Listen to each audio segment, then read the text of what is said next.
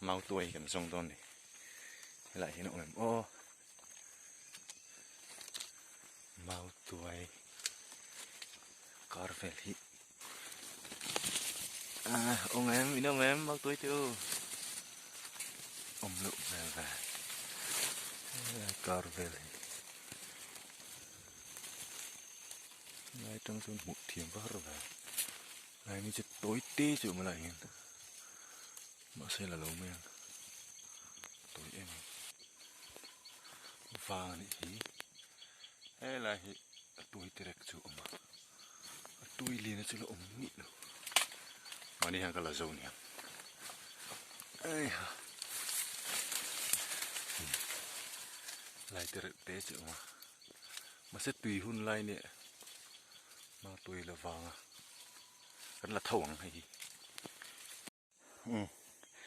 thì dòng hình này cảm ơn tôi mụ đi liền trả đi khóc gian xíu này đâu này là tùy đó khóc mày sao lên là cho nó giật nị dòng mình đợi chiều này đơn này lockdown mau tôi khó này tụi tao không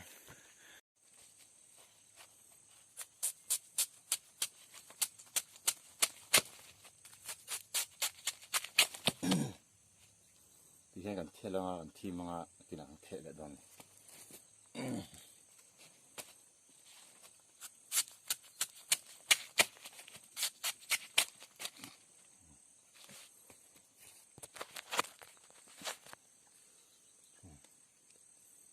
thì gió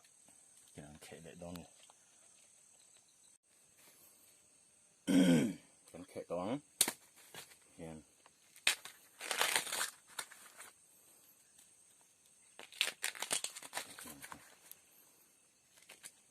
anh hero nào tôi này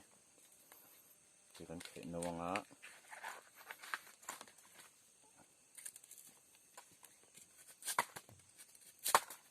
chẳng để trên gần tay nó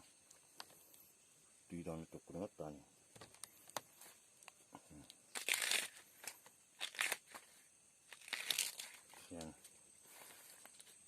này một lòng hình cẩn thận đủ lòng này chân đầu rất trắng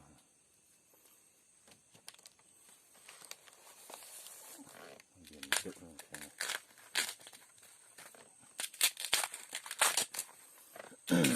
thằng này trongcar thì tuy lướt tục con này nấu lại đúng không